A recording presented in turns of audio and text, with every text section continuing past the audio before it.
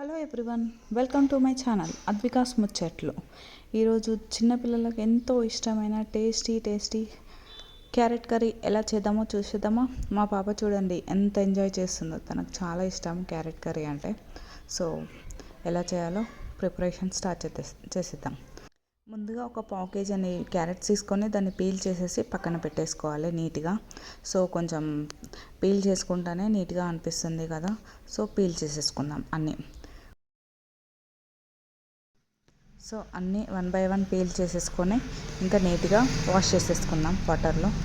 So ఇలా స్టైల్గా కొంచెం బిల్డప్ తోటి కడిగేసుకొని క్యారెట్స్ని కర్రీకి కట్ చేసేసుకుందాం. ఈ క్యారెట్ కర్రీ వీక్లీ వన్స్ అన్నా తింటే చాలా మంచిది హెల్త్కి. సో మీరు రాగా అయినా తినొచ్చు, లేదంటే కర్రీ లాగా అయినా, జ్యూస్ లాగా అయినా, ఎవ్రీథింగ్ ఎలా అయినా సరే మీరు మంచిగా తీసుకోవాలి. డైలీ తీసుకుంటే ఇంకా చాలా మంచిది. కర్రీ వైజ్గా అయితే వీక్లీ వన్స్ అయితే ప్రిఫర్ చేయొచ్చు మీరు. సో చపాతీకి అయితే ఇంకా చాలా బాగుంటుంది ఈ కర్రీ.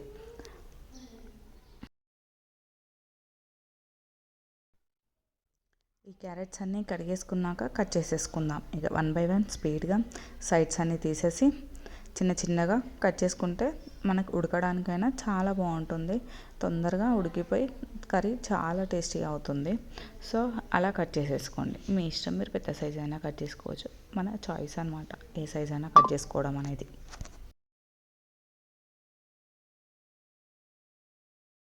కట్ చేసుకున్న క్యారెట్స్ అన్నీ పక్కన ఒక ప్లేట్లో తీసి పెట్టుకేసుకున్నాము.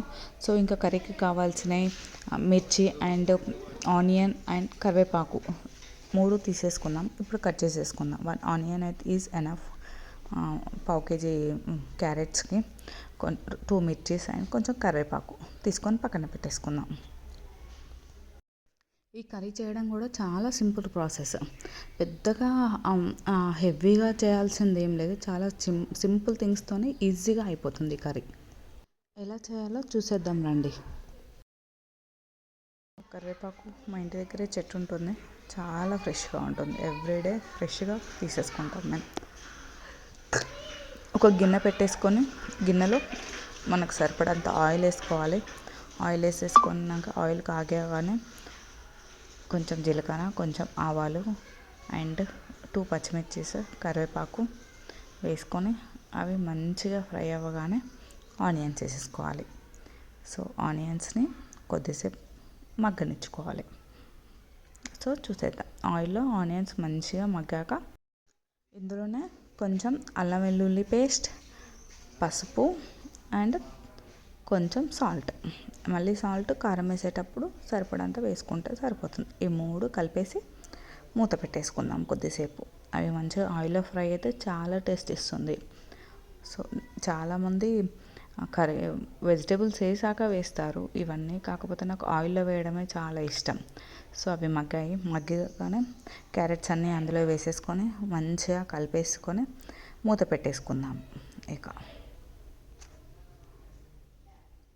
మంచిగా ఆనియన్స్ అన్నీ ఆయిల్ అంతా పట్టేసుకొని సో ఒకసారి ఒక 5 మినిట్స్ ఆగాక తీసి చూస్తే మంచిగా మగ్గుతున్నాయి. సో ఇప్పుడు కొంచెం ఆవిరి పెట్టుకుందాం వాటర్ తోటి. ఇలా అయితే కింద క్యారెట్ ముక్కలు అనేవి మంచిగా ఉడికిపోతాయి అన్నమాట. నార్మల్గా మూత పెట్టేస్తే అంత ఉడకదు. సో వాటర్తో మూత పెట్టేస్తే ఆవిరితోనే మంచిగా ఉడికిపోతుంది అనమాట. సో కర్రీ కూడా చాలా టేస్టీ అవుతుంది, మంచిగా జ్యూసీగా ఉంటుంది అనమాట. సో ఫ్రైలా కాకుండా జ్యూసీగా ఉంటుంది, చాలా బాగుంటుంది. సో ఇలాగే ఒక 5 మినిట్స్కి ఒకసారి అలా తీస్తూ ఉండాలి. సో మంచిగా మగ్గిపోయాయి, చూస్తేనే టెక్స్చర్ ఏర్పడుతుంది. సో ఇందులోనే సరిపడంత కారం, ఉప్పు వేసేసుకొని కలిపేసుకొని మళ్ళీ ఒక 5 మినిట్స్ ఉంచుకుందాం. ఎందుకంటే కారం అనేది మంచిగా పట్టేస్తుంటుంది కదా. సో మళ్ళీ ఒకసారి మూత పెట్టేసుకొని తీస్తే ఆయిల్ అంతా పైకి పేరుకపోతుంది. సో ఆయిల్ పైకి వచ్చేసిందంటే కర్రీ ఈజ్ డన్ అనమాట. సో కర్రీ అయిపోయినట్టే. ఇంకా మనకి ఈజీగా ఐడెంటిఫై చేయొచ్చు కర్రీ ఎనఫ్ అయిందా, కర్రీ అయిపోయిందా లేదా అనేది. ఎందుకు అంటే ఆయిల్ అనేది పైకి పేరుకపోతుంది అనమాట. సో అది చూడడం వల్ల మనకు తెలిసిపోతుంది కర్రీ అయింది అనేసి.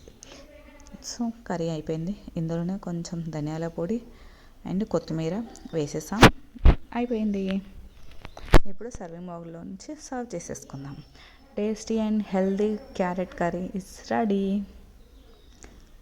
సో మా పాపకు తినిపించేసి ఎలా ఉందో అడిగిద్దాం.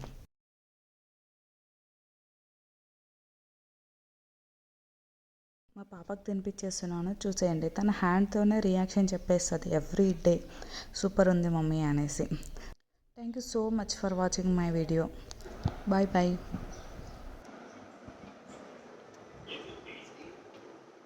ఎలా ఉంది క్యారెట్ కర్రీ?